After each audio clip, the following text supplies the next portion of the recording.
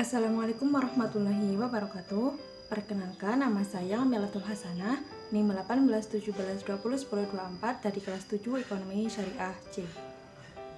Pada kesempatan kali ini, saya akan menyampaikan hasil dari tugas UTS mata kuliah Ekonomi Industri dengan dosen pengampu Bapak Muhammad Ashidiqi ME, yaitu memaparkan salah satu materi perkuliahan Ekonomi Industri yang dihubungkan dengan hasil kunjungan industri yang telah dilakukan.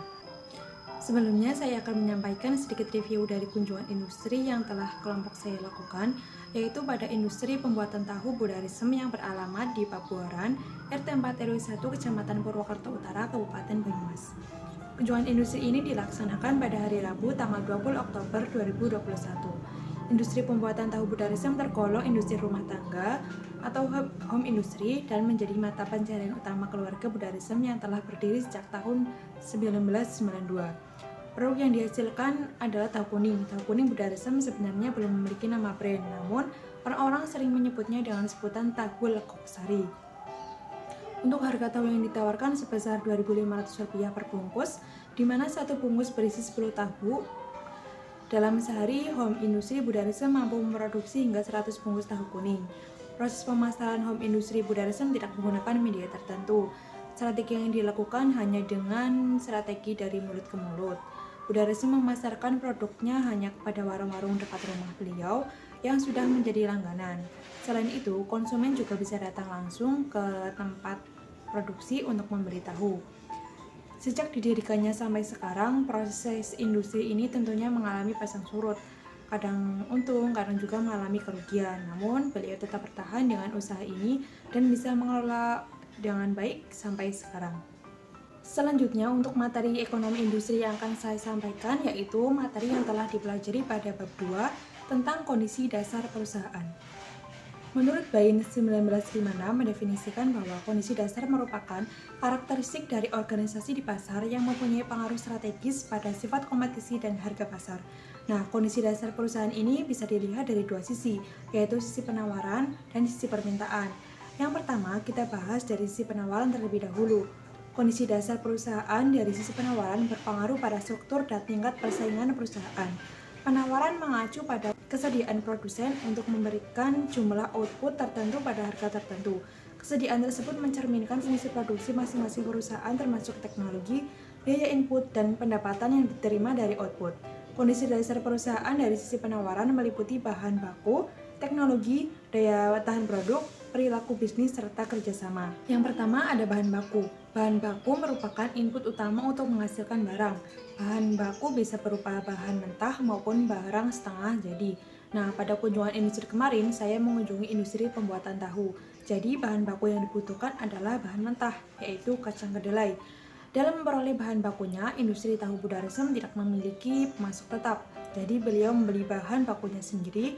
Untuk satu kali produksi, biasanya memerlukan sekitar 10-15 kg kacang kedelai. Yang kedua, ada teknologi produksi. Teknologi produksi merupakan alat-alat yang digunakan untuk menunjang proses produksi. Teknologi produksi digunakan untuk menurunkan biaya produksi dan membantu sumber daya manusia. Industri tahu Budarisem sendiri sudah menggunakan beberapa teknologi mesin, seperti mesin penggilingan, namun beberapa proses produksi belum menggunakan teknologi seperti alat pengepresan yang masih menggunakan batu yang diangkat secara manual. Kemudian pada saat proses sebelum tahu direbus, yaitu pembungkusan tahu yang telah dipotong-potong dengan kain kecil guna menghilangkan kadar air dalam tahu. Hal itu sangat kurang efektif karena dilakukan satu persatu potongan tahu dan pastinya memakan banyak waktu. Yang ketiga ada daya tahan produk. Daya tahan produk berkaitan dengan berapa lama atau berapa umur produk yang bersangkutan bertahan sebelum produk tersebut harus diganti. Tahu kuning Budarisem sendiri memiliki daya tahan yang cukup singkat, yaitu sekitar 2-3 hari jika disimpan dalam kulkas. Hal itu karena dalam proses produksi tidak menggunakan bahan pengawet untuk menjaga cita rasa tahu dan menghindari bahan berbahaya agar aman dikonsumsi dalam jangka panjang. Konsumen bisa dibilang menyukai tahu buatan Budarisem. Bisa dilihat dari proses produksi yang dilakukan setiap hari, yang berarti tahu Budarisem tidak sepi permintaan. Selanjutnya ada perilaku bisnis. Bisnis dalam arti luas adalah istilah umum yang menggambarkan semua aktivitas dan institusi yang memproduksi barang dan jasa dalam kehidupan sehari-hari. Suatu perusahaan menjalankan suatu bisnis dengan perilaku tertentu berdasarkan jenis produknya, sasaran konsumen, para pesaing, dan lain-lain dengan menggunakan strategi tertentu. Industri tahu Budarisem sendiri menjalankan bisnisnya dilakukan secara mandiri. Semua dikelola sendiri mulai dari modal, pembelian bahan baku, alat-alat, hingga pemasarannya. Perilaku bisnis perusahaan sangat berkaitan dengan struktur pasarnya yang akan menentukan tingkat persaingannya. Struktur pasar industri tahu Budarisem tergolong pada pasar persaingan sempurna, di mana produk yang dipasarkan memiliki persaingan yang tinggi dengan produk sejenis dari usaha tahu lain. Dengan persaingan yang tinggi tersebut, Budarisem memiliki strategi mempertahankan kualitas tahu yang ia buat agar para pelanggan tetap membeli pada beliau. Yang terakhir ada kerjasama antar pesaing. Strategi bisnis tidak harus selalu bertujuan mengalahkan pesaing dan memperoleh pasangan pasar yang sebesar-besarnya dengan membangkrutkan pesaing atau menekan pemasok menjual dengan harga yang serendah-rendahnya ataupun mengunci pelanggan agar tidak beralih ke pesaing. Strategi bisnis dapat dilakukan pula dengan melakukan kerjasama dengan pesaing. Di sini persaingan bisnis dilakukan secara berbarengan dengan kerjasama bisnis. Namun dalam industri Budarisem sama sekali tidak melakukan kerjasama antar pesaing. Hal ini karena Budarisem sendiri sudah memiliki pelanggan tetap dan merasa sudah memiliki pangsa pasar sendiri. Sebenarnya jika industri Budarisem menjalin kerjasama, bisa untuk mengembangkan usaha beliau. Selanjutnya, kondisi dasar perusahaan yang dilihat dari sisi permintaan. Istilah permintaan dalam ilmu ekonomi menunjuk pada kesediaan konsumen untuk membayar sejumlah harga tertentu untuk sejumlah barang atau jasa. Hal ini mencerminkan selera konsumen, yaitu kemauan, kebutuhan, dan keinginan seseorang dengan kendala anggaran, pendapatan, dan harga, dan dengan asumsi harga barang dan jasa lainnya tetap tidak berubah.